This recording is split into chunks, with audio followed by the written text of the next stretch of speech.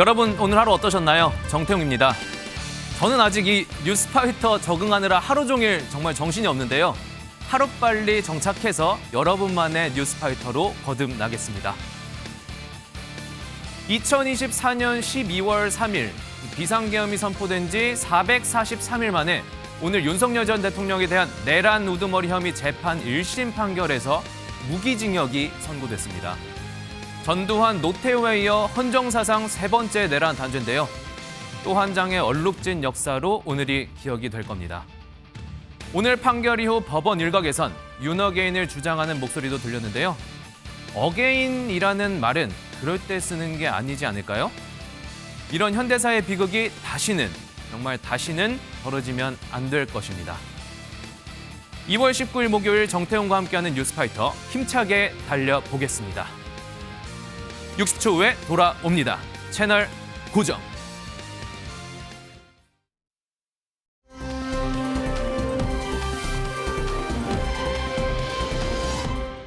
자, 오늘은 전 세계 이모저모 소식을 알아보기 전에 최근 이분의 행보 두고 이목이 쏠리고 있다고 해서 누군지 영상으로부터 만나보겠습니다.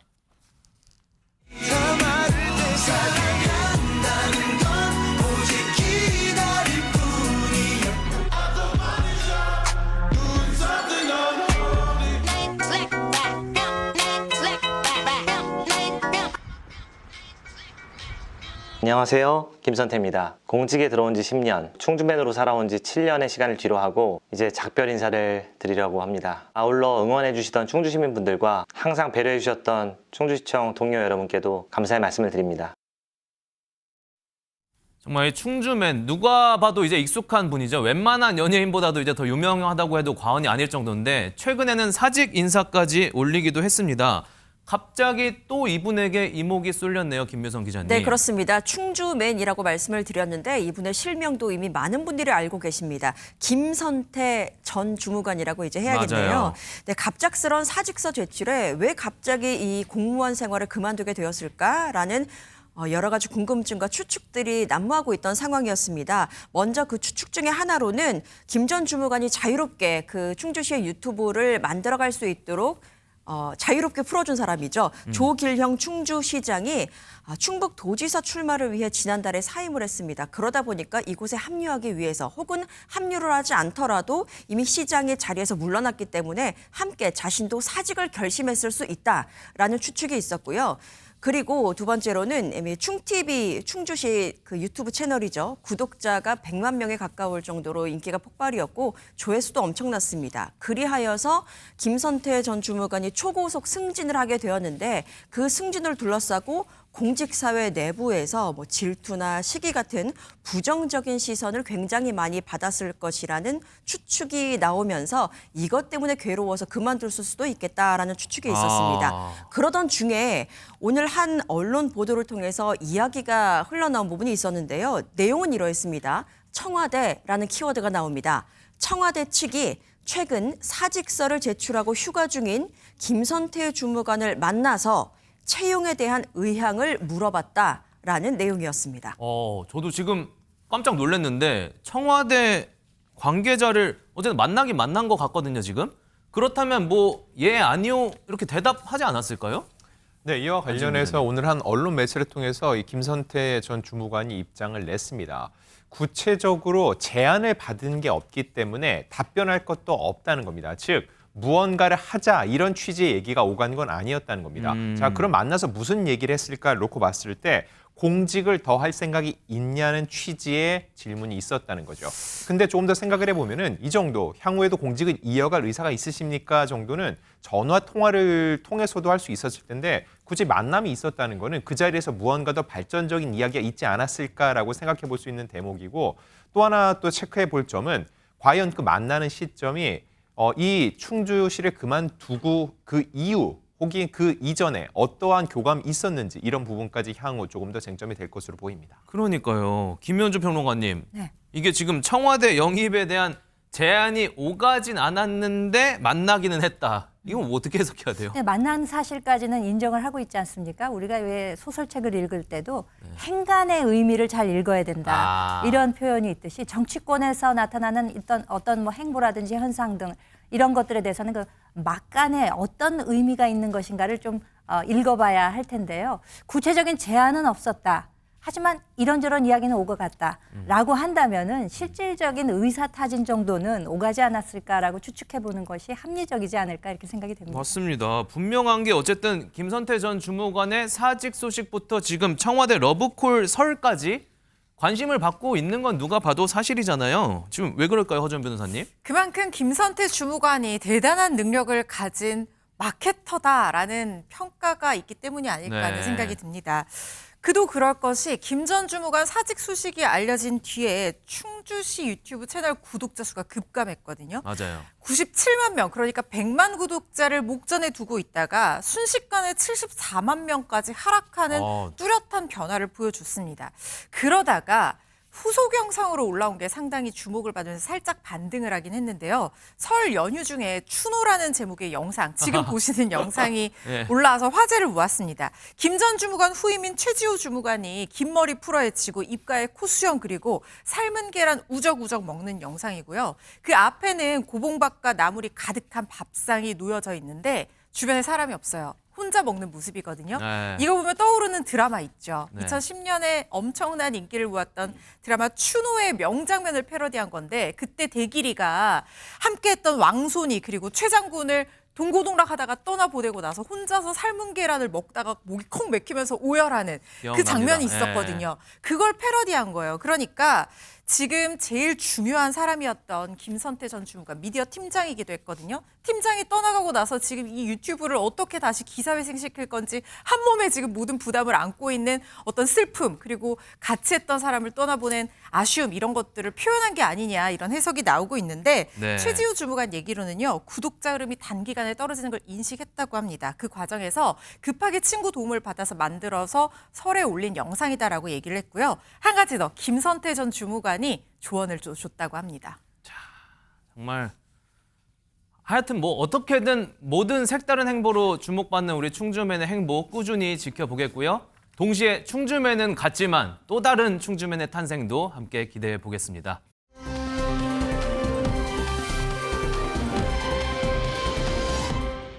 자, 다음 어디로 가볼까요, 김윤성 기자님? 네, 해외로 가기 전에 한국을 한 바퀴 더 돌아보도록 하겠습니다. 어제였죠. 배우 이영애 씨가요. 개인 SNS에 올린 사진 한 장이 굉장한 화제를 불러오고 있습니다.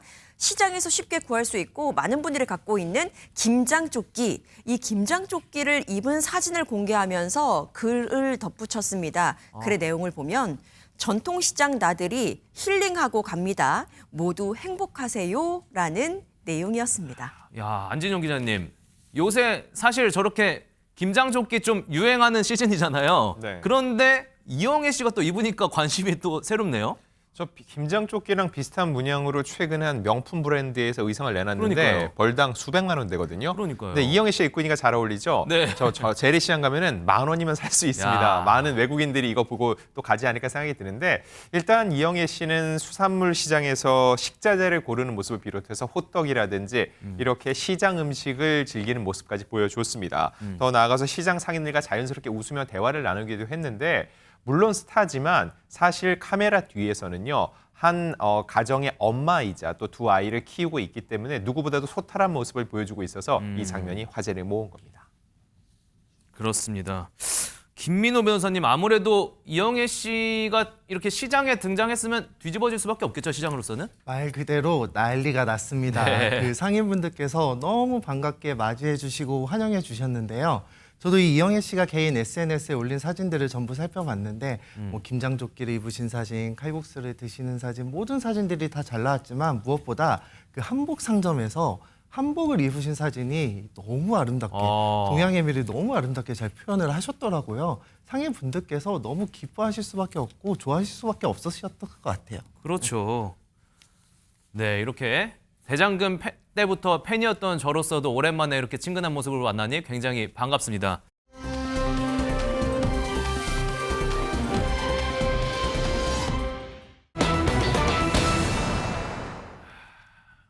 2024년 12월 3일 비상계엄이 선포된 지 443일 됐습니다.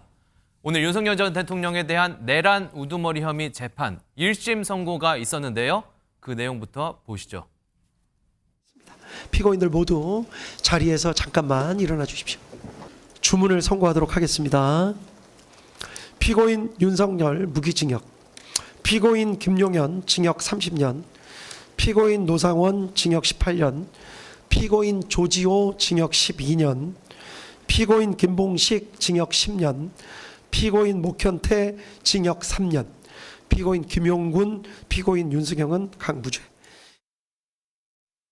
대통령 이 선고를 앞두고 한참 전부터 사실 뭐 사형이냐 무기징역이냐 이런 관심 많이 모아졌는데 특검은 사형을 구형했었고요. 1심 법원이 결국 무기징역을 내렸습니다. 허주연 변호사님. 그렇습니다. 특검은 사형을 구형했고 1심 법원에서는 사형이 아닌 무기징역형을 내란 우두머리 혐의를 받는 윤석열 전 대통령에게 선고를 내렸습니다. 오늘 재판부에서는 12상 비상계엄이 윤 전 대통령의 주장처럼 국가 긴급권의 행사로서 정당한 대통령의 권한 행사 범위에 속하는 비상계엄 선포가 아니라 국헌 문란 목적의 내란 행위였다 이렇게 판단을 했습니다. 가장 중요한 구별 표지로 군이 국회에 들어갔다는 점을 여러 번 강조를 했거든요. 그러니까 정당한 비상계엄의 선포라면 있을 수 없는 행정사법권의 본질적인 침해 행위로서 군이 국회를 어떠한 경우에도 제한할 수 없는 국회의 권한을 행사하지 못하게 하기 위해서 들어갔고 국회를 봉쇄했고 체포조 지시가 있었고 실질적으로 이런 부분들이 상당히 이행됐다. 그리고 이 행위 자체가 한 지방의 평온을 해하는 폭동행위, 그러니까 최소한 서울과 수도권의 안녕과 평화를 위협할 정도의 폭동행위에 해당한다라고 판단을 했습니다. 네. 아울러 윤석열 전 대통령은 대통령으로서 정당하게 행사되어야 할 권한 범위를 넘어서서 해당 권한을 오남용해서 대통령의 지위로서 행사할 수 있는 비상계엄의 권한을 국헌 문란 목적의 폭동인 내란 행위로서 행사를 했고 이 부분을 주도적으로 계획하고 이끌었다는 우두머리 혐의가 인정이 돼서 무기징역형이 선고가 됐는데요. 그 피해 자체가 상당히 막대하고 대한민국의 국가적 신인도를 하락시키고 경제적 위험 그리고 자신의 지시를 받는 군경들이 부당한 지시에 응해야만 하는 상황을 초래했고 많은 사회적 대립을 양산시켰다라고 죄질이 불량하다고 평가를 했습니다. 거기다 반성을 하지 않는 점도 불리한 양형 요소로 설시를 했는데 예. 다만 2023년 10월부터 내란을 1년 넘게 계획했다는 특검의 주장은 받아들이지 않았습니다. 확정적인 내란의 모의가 결심이 섰다라는 부분은 2024년 12월 1일이라고 적시를 했고 그래서 치밀하게 계획을 세운 것으로 보이지는 않고 물리력을 자제한 사정이 있다. 또 초범이고 고령이다. 뭐 이런 양형 사유들을 유리하게 평가를 해서 사형이 아닌 무기징역형을 선고했다는 생각이 듭니다. 또한 사실상 공동 정범으로서 함께 이 내란을 계획하고 실질적으로 주도적으로 이끌었던 김용현 전 국방부 장관에 대해서는 무기징역형이 구형됐습니다만 징역 30년형이 1심에서는 최종적으로 선고가 됐는데요. 윤석열 전 대통령에게 비현실적인 비상계엄 내란이라는 목표를 마음속에 불러일으키게끔 중요한 역할을 했고 주도적으로 준비를 했다라는 점이 불리한 양형 요소로 판단이 됐습니다. 정말 이 선고 결과도 선고 결과대로 주목을 받지만 이렇게 최근 들어 이 생중계를 허가함으로써 법원의 선고 공판들이 생중계되고 있잖아요. 그럴 때마다 피고인들의 표정에도 좀 저희가 관심을 가지게 되는데요. 윤석열 전 대통령 표정 어땠을까요, 안진용 기자님? 일단 이날 윤 전 대통령은 정장 차림의 수영번호 361제 명찰을 달고 들어왔습니다. 네. 처음엔 다소 좀 여유롭게 지지자들을 바라보기도 했지만 선고가 시작되자 굳은 표정으로 정면을 응시했습니다. 특히 고위공직자 범죄수사처에 대해 내란죄 수사권이 있다고 판사가 얘기를 할 때는 마른 침을 삼키고 하늘을 쳐다보는 모습도 포착됐습니다. 아하. 또한 목이 타는 듯 헛기침을 하면서 입술 안쪽을 잘근잘근 씹는 긴장한 모습까지 보여줬습니다. 네. 또한 윤 대통령이 국회에 군경을 투입한 것은 폭동행위에 해당된다는 판단 대목에서는 잠시 한숨을 쉬면서 하늘을 바라보기도 했습니다. 특히 무기징역이 선고될 때는 고개를 연신 좌우로 흔들기도 했고요. 이후에는 정면을 바라보면서 표정 없이 앉아 있었습니다. 이때 방청석에서는 허하는 소리와 함께 헛웃음이 터져나오기도 했죠. 자, 선고를 마친 후에는 윤 전 대통령은 김홍일 변호사 등 변호인단과 짧게 이야기를 나누면서 웃음을 보이기도 했었고요. 지지대를 향해서 살짝 미소를 지었지만 이내 웃음을 거두고 다시 구속 피고인 대기실로 들어갔습니다. 자, 이때 윤 전 대통령의 이런 뭐 웃음도 지었지만 이게 뭐 과연 판결이 마음에 든다는 웃음이었을까요? 윤 전 대통령 측 변호인단 바로 기자들 앞에 섰는데요. 내용 한번 들어보시죠. 손바닥으로 하늘을 가릴 수는 없습니다. 명백히 드러난 진실과 우리 헌법과 형사소송에서 정한 법리와 증거 법칙이 무시되는 이런 재판은 왜 했습니까? 향후 항소를 해야 할지 이런 형사소송 절차를 계속 참여를 해야 될지 회의가 듭니다. 이 부분은 대통령과도 상의를 드리고 변호인들끼리도 논의를 해봐야 될 것 같습니다. 항소를 할지 말지 뭐 결정을 안 했다고는 하지만 뭐 저렇게 지금 마음에 안 드는 상황에서 항소를 안 하기는 어려워 보이고요. 특검은 또 어떻게 할까요, 김민호 변호사님? 사실 이 사건 1심 판결은 윤석열 전 대통령 측은 물론이고 특검 역시 항소를 할 수밖에 없는 사건이고요. 네. 윤석열 전 대통령 측은 항소를 통해서 내란죄 성립 여부부터 다툴 것으로 예상하고 있습니다. 사실 오일이나 법리 오해 주장할 것으로 예상되고요. 특검 측도 애초에 이제 구형량이 한참 미치지 못하는 판결이 선고가 됐고, 그리고 재판 과정에서 윤석열 전 대통령 측이 이제 책임을 인정하지 않는 태도를 보였거든요. 그리고 1심 재판부에서 인정한 윤석열 전 대통령 측의 유리하게 본 일부 양형 사유들에 대해서도 납득하기 어려운 부분이 분명히 있고 일부 피고인들에게는 무죄마저 선고된 사안이기 때문에 특검은 당연히 항소를 할 것으로 예상하고 있습니다. 네. 오늘 이 판결에 대해 당연히 정치권에서도 각계각층 목소리 나왔겠죠. 들어보고 가시죠. 윤석열 전 대통령은 이제라도 잘못을 뉘우치고 국민께 진심으로 사죄하기 바랍니다. 이 내란이 실패한 것이 감경의 사유가 된 점, 내란 실패의 원인이 준비가 제대로 되지 못해서가 아니라 국회와 국민이 힘을 합쳐 저항하고 막았기 때문입니다. 그런 점에서 아쉬운 판결이라고 생각합니다. 지기현 재판부가 이런 판결을 내린 거에 대해서 매우 유감스럽게 생각합니다. 오늘 선고는 맨몸으로 12.3 비상계엄에 맞섰던 국민과 민주주의를 지켜낸 빛의 혁명을 애써 외면한 판결입니다.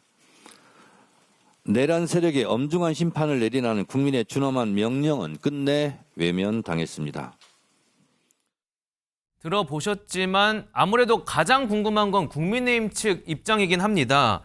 지금 막 송원석 국민의힘 원내대표는 책임을 통감하고 국민 여러분께 송구하다는 짧은 입장 낸 걸로 지금 파악이 됐는데 장동혁 국민의힘 대표 입장 발표하냐도 지금 관심 모이고 있죠. 김현주 평론가님. 네, 제가 방금 전까지 확인한 바로는 장동혁 대표의 경우에는 아직 특별한 입장을 내지 않고 침묵하는 것으로 알려져 있습니다. 아직은. 그렇습니다. 원내대표가 입장 발표한 걸로 봐서는 그것으로 대신하겠다는 뜻이 아닐까라고 해석이 되는데요. 이 한 정당에서 배출할 수 있는 최고위직 선출직 공무원이라는 신분입니다. 대통령은. 그 대통령이 위법한 계엄령을 선포함으로써 내란 우두머리 혐의로 1심에서 무기징역이라는 엄중한 형을 선고받았습니다. 이렇다고 하면은 당 대표는 책임 정치를 구현한다는 차원에서 반드시 그 입장을 표명해야 할 것인데 그동안의 입장을 보자면은 이전과 달라진 것이 없다. 내지는 어제 또 한 종편에 출연해서는 절연보다는 전환이다라는 입장을 낸 바 있습니다. 이걸 국민 눈높이에 맞는 행보라고 할 수 있을까요? 한동훈 전 대표의 경우에도 방금 전 페이스북 메시지를 통해서 반드시 절연해야 하고 책임을 회피해서는 안 된다라고 밝혔고 대안과 미래 소속 국회의원들 역시도 절연을 촉구하고 나섰습니다. 장동혁 대표의 책임 있는 일성이 나오기를 기대하겠습니다. 알겠습니다. 윤석열 전 대통령에 대한 내란 혐의가 1심 재판에서 결국 인정됐다는 소식 윤 전 대통령에게는 무기징역이 선고됐다는 소식까지 살펴봤습니다.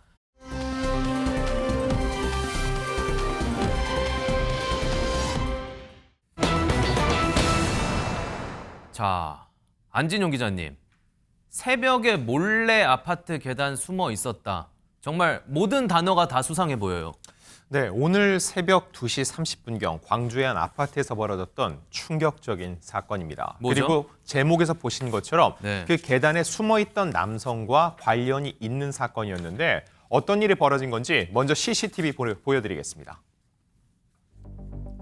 새벽 시간 한 남성이 홀로 아파트 건물로 들어오더니 주변을 둘러비며 엘리베이터에 탑승하는 모습입니다. 벌써 수상해요. 이제 자세히 보시면 지금 남성의 손에 뭔가 들려있죠? 공구함 같이 보입니다. 자, 그리고 시간이 한참 지난 뒤 이번에는 또 다른 남성이 홀로 엘리베이터에 탑승하는 장면인데요. 자, 근데 이 남성 뭔가 수상합니다. 버튼도 누르지 않고 그냥 서서 휴대폰만 만지고 버튼을 있는데요. 안 눌렀어요, 지금? 자, 근데 이 남성 잠시 후 저렇게 갑자기 힘없이 쓰러지고 맙니다. 에? 자, 또 잠시 시간이 흐른 뒤에 이번에 엘리베이터에 타려던 한 남녀가 이 쓰러진 남성을 목격하는데요. 자, 이 남녀 깜짝 놀라고 있습니다. 이 직후 신고를 받고 출동한 구급대에 의해 이 남성은 즉시 병원으로 이송됐습니다. 아니, 김묘성 기자님, 지금 CCTV만 잠깐 봤는데 무슨 상황인지도 모르겠고 상황이 너무 심각해 보여요, 지금. 네, 일단- 뭐가 벌어진 거예요, 지금? 네, 사건의 과정을 한번 되짚어 보도록 하겠습니다. 앞서 영상에서 보신 그 손에 공구함을 들었던 남성, 50대 남성인데요. 일단 술을 마신 상태였습니다. 술을 마신 뒤에 미리 준비한 흉기를 들고 이 해당 아파트를 찾아간 겁니다. 그리고 이후에 어느 가정집에 무단으로 침입을 합니다. 그리고 그 집 안에 있었던 50대 남녀를 흉기로 수차례 공격까지 하게 된 것인데요. 흉기 공격당한 피해자들은 부상을 입었는데 특히 엘리베이터 안에서 쓰러졌던 그 남성 같은 경우에는 현재 의식이 없는 위독한 상태인 것으로 전해지고 있습니다. 아이고, 정말 이건 뭐 어떤 이유로든 용납은 안 되죠. 하지만 이들 사이에 그래도 무슨 일이 있었던 건지는 알아봐야겠습니다. 경찰 목소리 한번 듣고 오시죠. 아마 저희들이 일단은 현장 상황이나 미리 그 범행 도구를 준비한 걸로 봤을 때는 이미 뭔가 위해를 가하려고 이미 계획을 했던 걸로 보입니다. 아마 이게 둘이 한 달 정도 사귀었었어요, 작년 연말에. 그 이후에 헤어졌는데 헤어지는 과정이 뭔가 매끄럽지 않게 헤어진 것으로 보입니다, 저희들 봤을 때. 그러면서 피해자가 앙심을 품게 됐고 위해를 가하려고 피해자 집에 먼저 들어가서 숨어 있다가 피해자들이 들어오니까 바로 문 앞에서 이렇게 범행을 한 걸로 보입니다. 그 복도식 아파트라 복도식에는 창문이 하나 있잖아요. 그걸 타고 넘어갔어요. 정권 다른 정권에 있는데 이제 그 관련된 건 동종 정권 없고. 현주 평론가님, 불만 있으면 말로 해야죠. 무슨 저런 식으로 해요. 그렇습니다. 아주 극악무도한 범죄를 저질렀는데요. 이 가해 남성과 피해 여성은 전에 애인 사이, 그러니까 연인 사이였다고 합니다. 네. 근데 이 둘이 이제 최근에 아마 헤어졌던 모양이에요. 경찰이 파악한 바로는 최근에 헤어진 이 피해 여성이 아마 다른 남성을 만났던 모양입니다. 그러자 앙심을 품고 범행을 저지른 것으로 지금 파악을 하고 있습니다. 과거 연인 사이였던 이 여성은 물론 함께 있던 그 남성까지도 범행 대상으로 지목을 해서 아마 살해하려고 했던 것이 아닌가 이렇게 파악이 되고 있는데요. 여성 피해자의 신고를 받고 경찰이 이제 출동을 했습니다. 아파트 비상계단에 숨어있던 가해 남성을 발견하고 살인 미수 혐의로 긴급 체포하기에 이르릅니다. 네. 김민호 변호사님, 미리 흉기를 준비했고 집에도 먼저 몰래 들어가 숨어 있고 누가 봐도 너무 작정한 계획 범죄죠? 치밀한 계획 범죄죠. 그 자신이 교제했던 피해 여성과 현재 피해 여성과 교제 중인 남성이 동시에 같이 있는 순간을 노린 것으로 보이고요. 사실 교제 폭력, 교제 살인, 교제 스토킹 범죄가 이래서 굉장히 위험한 거거든요. 그래서 연인이었기 때문에 본인이 이제 사랑하는 사람이었기 때문에 제공했던 본인의 이제 집 위치라든지 직장 위치라든지 이런 걸 가해자가 전부 알고 있기 때문에 언제든지 자신이 마음만 먹으면 피해자가 방심하는 순간에 범행을 저지를 수 있어요. 굉장히 2차 가해까지 우려되는 중요 범죄고 그래서 경찰에서도 이 가해 남성에 대해서 신속히 신병 확보를 위해서 구속영장을 신청할 예정이라고 합니다. 허주연 변호사님, 제가 혹시라도 걱정되는 부분은 혹시라도 나중에 재판에서 술 마시고 했다. 이거 감형 요소 될까 봐 걱정이 좀 되는데요. 그 부분은 크게 걱정하지 않으셔도 될 것 같습니다. 술을 마시고 범행을 했다고 해서 무조건 감경을 해줘야 되는 게 아닙니다. 심신미약으로 감형을 받으려면 그 범행을 할 당시에 술이든 약물이든 간에 자신이 하는 행위의 의미 자체도 이해하지 못할 정도로 판단력이 사실상 거의 없는 상태 정도는 돼야지만 그때서야 심신미약으로 감형이 될 수 있는 거거든요. 그렇기 때문에 이 사안에서는 미리 복도 쪽 창문을 도구로 뜯고 침입을 했다. 새벽 시간을 노렸다. 흉기를 준비했다. 두 사람이 같이 있는 정황까지 파악했다라는 계획적인 범죄들 그리고 흉기까지 준비한 어떤 정황들로 봐서는 판단 능력이 떨어져서 이렇게 계획적으로 범행을 할 수 있을 거라고 여겨지지 않습니다. 거기다가 술을 마신 이유도 중요할 것 같은데요. 단순히 범행을 하는 것이 실행에 옮기는 것이 용기가 안 나서 두려워서 용기를 얻기 위해서 술을 마셨다. 뭐 이런 이유라고 하면 당연히 원인으로부터 자유로운 행위라고 봐서 감경 사유가 될 수가 없습니다. 정말 너무나 끔찍한 스토킹 범죄입니다. 이런 범죄들 세게 처벌하지 않으면 정신 못 차리는 사람 또 나오거든요. 술 마셨다고 봐주면 안 됩니다.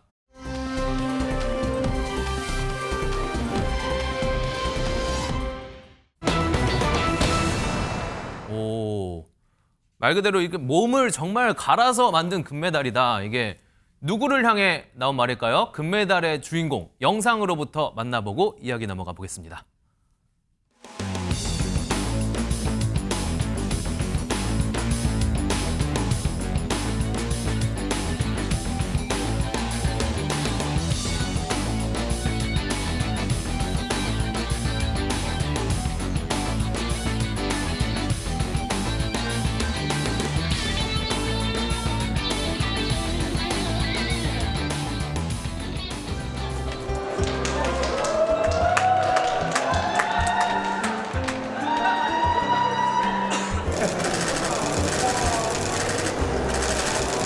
네, 지금 무릎은 많이 좋아진 상태고 이제 병원 가서 한번 체크를 해봐야 될 것 같아요.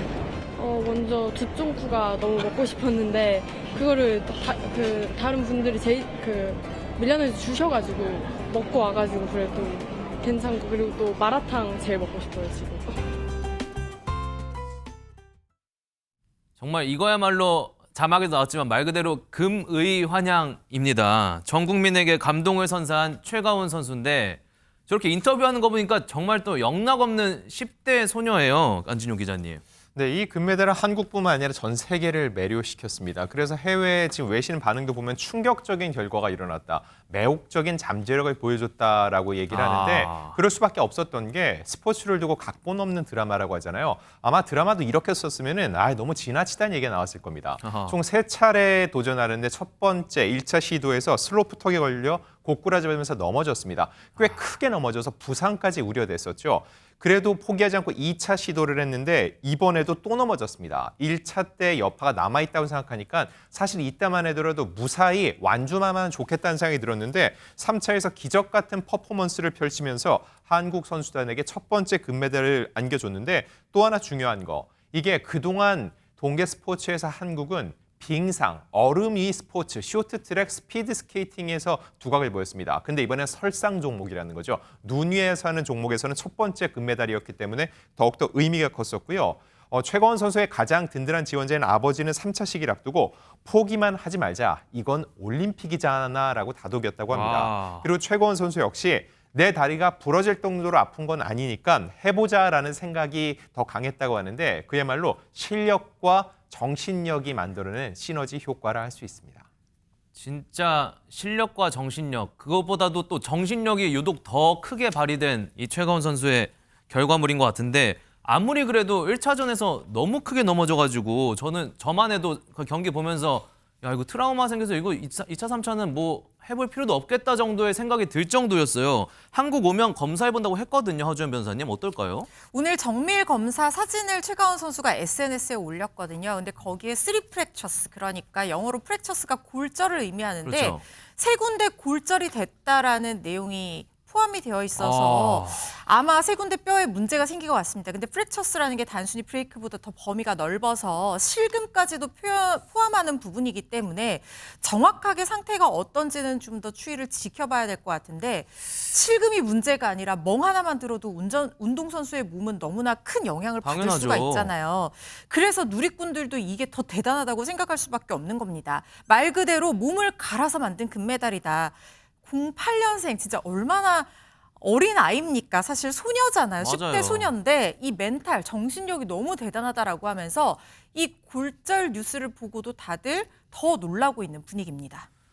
정말 이런 심각한 어떻게 보면 상태에서 불굴의 투지로 기록까지 세우면서 금메달을 땄다는 건 정신력이 그럼 얼마나 대단하다는 거예요? 저는 그 1차 시기에 넘어졌을 때 사실 전광판에 2차 시기 참석 못한다라는 사인까지 그 내용까지 떴었거든요. 내용. 그래서 저는 사실 마음속으로 저부터 먼저 포기했었어요. 그렇죠, 변호사님도. 네, 다들 아마 그랬을 거예요. 그런데 2차 시기 한 번 더 넘어졌단 말이죠. 맞아. 그런데 3차에서 최고 기록을 쓴 거예요. 사실 이거는 평소 어마어마한 연습량으로 몸이 기억하고 있고 그리고 그 정신력 이게 아니면 사실 설명하기가 어렵습니다. 단순히 넘어져서 부상 안 입었다고 하더라도 멘탈이 흔들릴 수밖에 없는데 최가원 선수는 반응이 달랐습니다. 사실 처음에 넘어지고 올림픽 여기서 그만해야 되나라는 생각을 본인도 했대요. 그래서 위에서 엉엉 울었다고 하거든요. 저도 이 얘기 듣고 진짜 울컥 너무 눈물이 날 정도로 감동적인데 무릎에 힘이 빠져서 힘이 안 들어가고 이를 악물고 힘 빠질 때마다 힘 주려고 노력하면서 발가락부터 조금씩 힘 주려고 그 절체절명의 순간에서 뭐 시간이 길게 있었던 것도 아니잖아요. 맞아요. 절체절명의 순간에서 진짜 노력을 했던 것 같아요. 그리고 한 번 넘어지고 나면 악발의 근성이 본인에게 나왔다는 거예요. 이게 엄마 아빠가 좀 세다고 하십니다. 그래서 부모님도 아마 정신력이 대단하신 분 같아요. 왜냐하면 아빠도 딸 아프니까 그만해가 아니라 올림픽이니까 끝까지 한번 해보자 이렇게 했다고 하잖아요. 이거 유전인 것 같다라고 하면서 대역전극의 배경을 설명하기도 했습니다. 지금 이 최가온 선수 얘기할 때마다 아까 골절 얘기할 때도 그렇고 김묘성 기자님이 굉장히 공감하고 계셨거든요. 막 얼굴 찌푸려지면서 막. 네. 김묘성 기자님, 네. 축하 정말 많이 받았을 수밖에 없겠어요? 그렇습니다. 24시간 동안 박수를 쳐줘도 모자랄 것 같은 그런 너무 대견한 일을 했는데요. 네. 그러다 보니까 많은 분들로부터 축하를 받고 있습니다. 특히나 가장 힘든 시기에 후원을 해줘서 응원을 해줘서 감사하다고 말씀을 했었던 그 신동빈 회장한테서 축하 선물을 받았다고 하는데요. 키다리 아저씨 롯데 신동빈 회장으로부터 받은 그 사진을 이렇게 SNS에 공개를 하기도 했고요. 그리고 피겨 여왕 김연아 전 선수로부터 너무 축하한다라는 메시지를 전달받은 것으로도 알려졌습니다. 그런데 김연아 전 선수로부터 받은 메시지가 더욱더 감격적인 이유는요.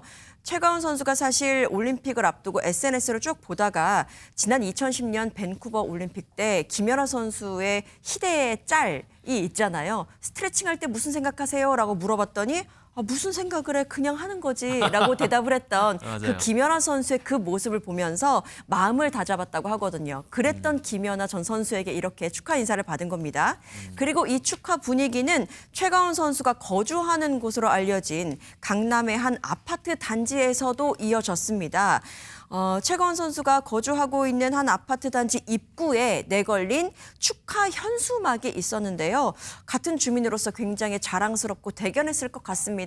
그래서 최초로 이렇게 금메달을 딴 거 축하합니다라고 현수막을 걸었는데 걸만하죠. 그렇죠. 걸만합니다. 그런데 이게 웬일인지 그 현수막이 어느 순간 사라져버렸습니다. 사라졌어요? 왜 사라졌을까 보니까요.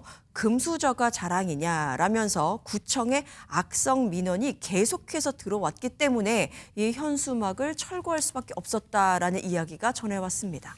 아니 지금 갑자기 너무 뜬금이 없는데 뭐 주민들이 축하해 주려고 내건 현수막이랑 금수저 자랑이랑 연관이 있나요, 김현주 평론가님? 이 해당 아파트가 강남 중에서도 정말 초고가 아파트로 유명한 단지라는 것에서 그 연유를 찾아봐야 할 것 같습니다. 이 해당 아파트 단지의 전용 245제곱미터, 평형으로 보면 74평형입니다. 지금 매물이 120억에서 150억 이 정도의 형성이 되어 있다고 합니다. 초고가는 확실하죠. 그렇다 보니까 일각에서는 누군가 이 100억대 아파트 살면서 금수저 자랑질이냐, 이런 좀 악성 민원이 있었다는 것이고 구청에서 이 민원을 접수하고 나서 이 게시물을 철거하도록 유도했다. 뭐 이런 추측들이 나왔던 거죠. 하지만 이 악성 민원과 현수막 철거 사이에 특별한 연관성은 없는 것으로 알려지고 있습니다. 저희 뉴스파이터 제작진이 직접 해당 구청에 전화로 확인을 해봤는데요. 그 결과 최가원 선수와 관련된 민원 접수가 된 적이 없다. 그리고 이 현수막은 구청 차원에서 철거한 것이 아니다라고 입장을 분명히 밝혔습니다. 어느 정도는 뭐 좀 자발적인 현수막이 게시됐다가 뭐 이런 이야기들이 나오자 논란이 일자 이거를 또 자발적으로 철거한 것이 아니냐 이런 추측도 가능하지 않을까 싶습니다. 자, 금수저건, 은수저건, 흑수저건 누구도 부인할 수 없는 사실은 최가훈 선수가 불굴의 투혼으로 기적적인 금메달을 따서 우리나라의 명예를 드높였다는 점일 겁니다.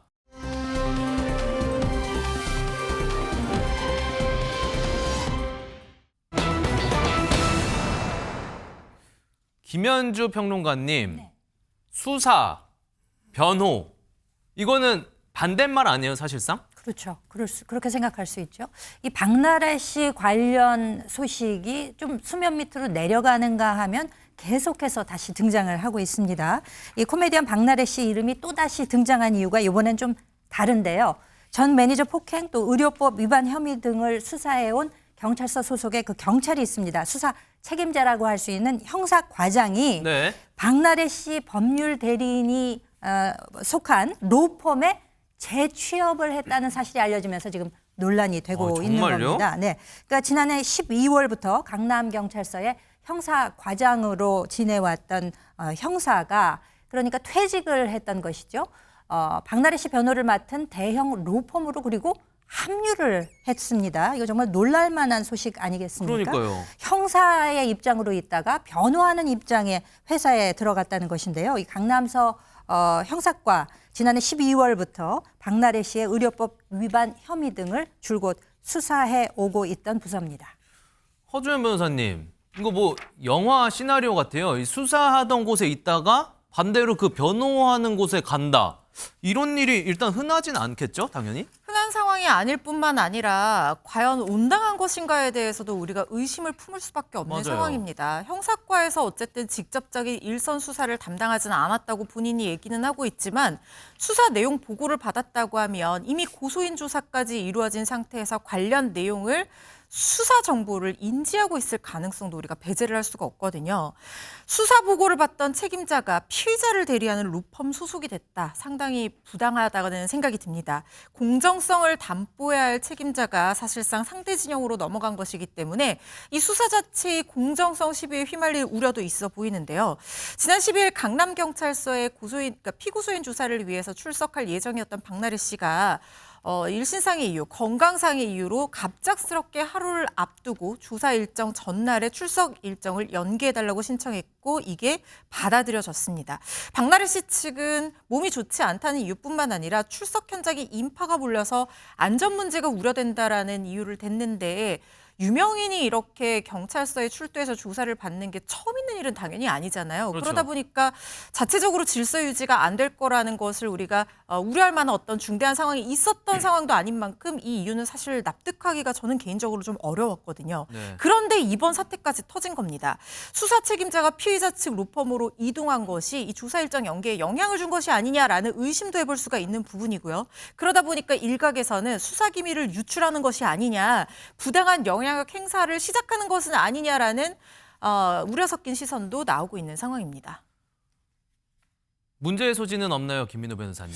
이미 문제가 생겼죠. 네. 사실은 그 박나래 씨의 상대 측인 전 매니저들 입장에서는 이 사건의 수사 절차와 수사 결과 모두에 대한 공정성에 대한 신뢰성이 깨질 수밖에 없는 거거든요. 사실은 조사 예정인 피의자가 건강상 이유나 뭐 개인적인 일정 등의 이유로 이미 잡힌 수사 일정을 조율하거나 연기하는 거는 의외로 좀 종종 있는 일입니다. 다만 이러한 상황에서 그러니까 이 사건을 수사했던 수사 인력이 박나래 씨를 변호하는 로펌으로 이직한 상황에서 이렇게 일정 조율이 된다면 당연히 이제 문제 소지가 있겠죠. 네. 그러니까 상대 측 입장에서는 수사 절차에 대한 공정성의 의문을 제기할 수 있는 거고 편의를 봐주는 거 아니냐라든지 그러면 이러한 상황에서 수사 결과가 나온다는데 그거를 상대 측에서 받아들일 수 있을지는 또 의문이 듭니다. 사실 그 공직자윤리법에 따르면 그 퇴직 공직자는 자신이 근무한 부서와 밀접한 관련이 있는 기관에 취업할 경우에는 사전에 그 취업에 대한 심사를 받아야 하는데요.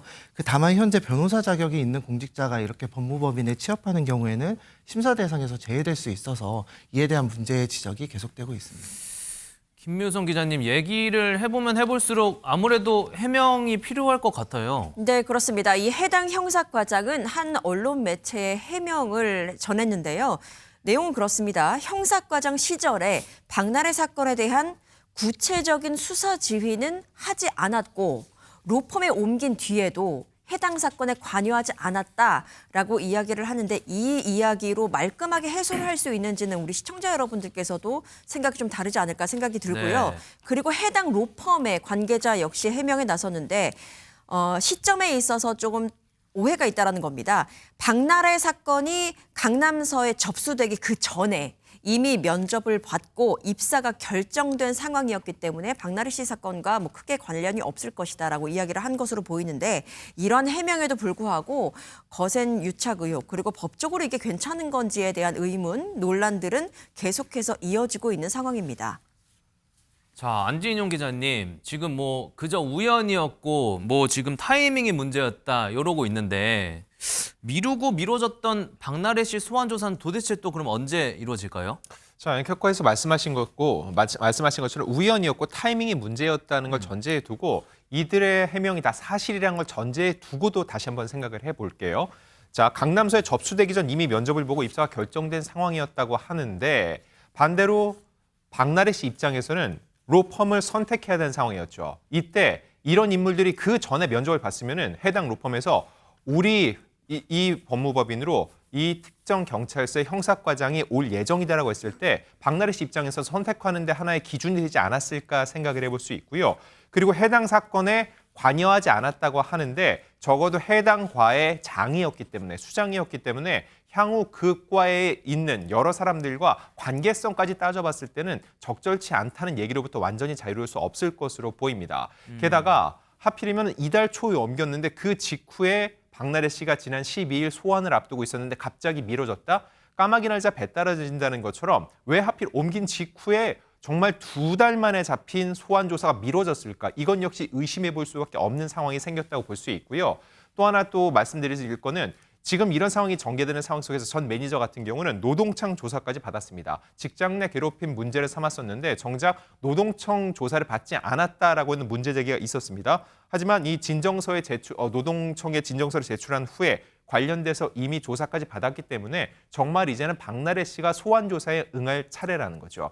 아마도 지난 12일 한 차례 미뤘기 때문에 더 이상 미루긴 힘들 것으로 보이고요. 적어도 2월 중에는 첫 번째 소환 조사가 이루어질 것으로 보이는데 포토라인에 서게 될지, 포토라인에 선다면은 박나래 씨는 이제 해명해야 할 상황이 하나 더 늘었습니다. 지금 상황에 대한 여러 가지 질문 외에 이렇게 해당 경찰서의 형사과정에 갑작스럽게 옮기게 되겠는데 해당 로펌을 선택하는 데 있어서 과연 영향을 미쳤는지에 대한 질문 역시 또 받게 될 것으로 보입니다. 참 이렇게 저희가 얘기를 나눠보면 나눠볼수록 누가 봐도 적절해 보이진 않는 것 같습니다.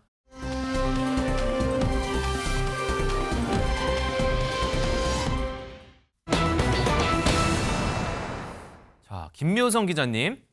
이거 지난주 저희가 전해드렸던 충격적인 소식 맞죠? 또 무슨 일이 있었던 거예요? 네, 20대 여성이 20대 남성 3명에게 약물이 든 음료를 건넨 후에 남성 1명이 상해를 입었고 남성 2명은 사망한 사건이 발생했었죠. 그랬죠. 그런데 이번에 더 소름 끼치는 사실이 드러나게 됐습니다.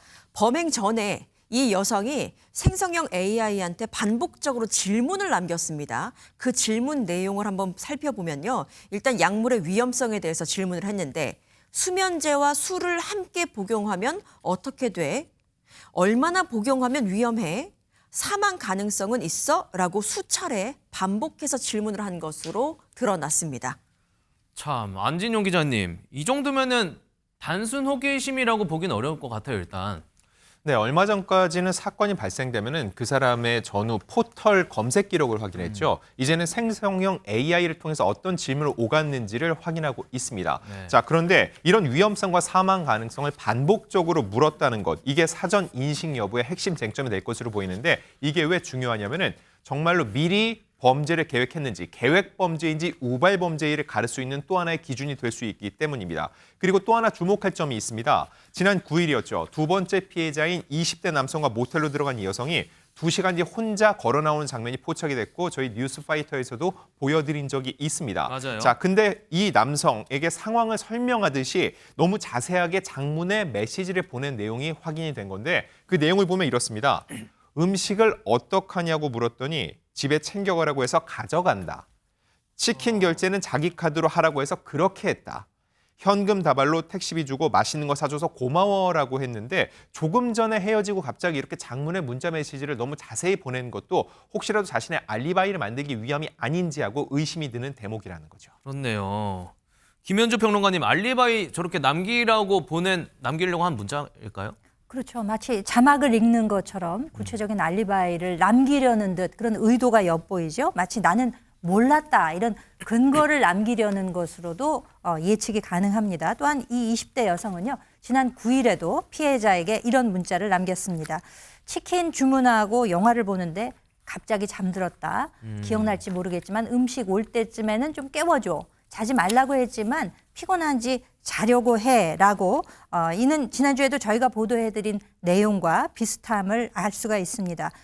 뿐만 아니라 지난 28일에는 첫 번째 피해자에게 또 이런 문자도 남긴 적이 있습니다. 술에 너무 취해서 계속 잠만 자니까 나는 먼저 갈게.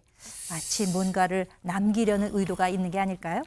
이게 문자 내용으로만 봤을 때는 저희가 뭐 확정할 수는 없지만 지나치게 친절하고 자세해요. 이게 평소 사람들이 하는 문자 형태로는 잘 보이지 않는데 좀 수상하지 않습니까, 김민호 변호사님? 네, 그렇습니다. 이 여성에게 계획 범죄의 정황이 지금 확인이 되고 있는데요. 두 번째 피해 남성이 이 여성과 만나기 직전에 친구와 나눈 문자 메시지가 나왔습니다.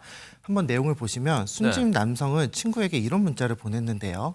내용을 보시면 오늘 방 잡재, 고기 맛집 있는데 배달 전문이라고 밤 잡고 먹재 라며 이 여성이 이 피해 남성을 범행 장소로 유인하는 정황이 지금 확인이 됐습니다.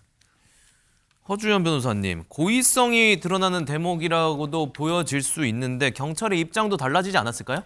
고의성, 그러니까 정확하게는 상해를 입히려고 하다가 생각한 것보다 더 많은, 더 중한 결과가 발생해서 사망을 한 것이 아니라 이 사람이 죽을 수도 있겠지만 그래도 어쩔 수 없다는 최소한의 살인에 대한 미필적 고의를 인정할 수 있는 정황이 있다면 경찰은 혐의 적용을 당초의 상해치사가 아닌 살인죄로 변경할 수가 있는데 지금 경찰이 고의성을 어느 정도 확인을 하고 살인 혐의로 적용을 변경한 것으로 보입니다.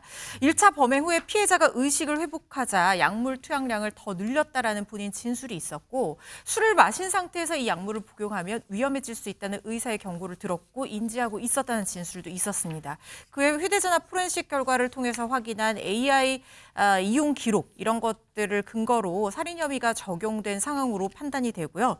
경찰이 여기서 그치지 않고 그 냉장고 안에 여러 음료병이 있었기 때문에 추가 피해자 여부나 여죄까지도 확대해서 수사를 이어갈 것으로 보입니다. 정말 죽을 줄 몰랐다라고 했을 땐 언제고 파면 팔수록 소름 돋는 정황들 계속해서 나옵니다. 지금 피해자들만 더 불쌍해지는 것 같습니다.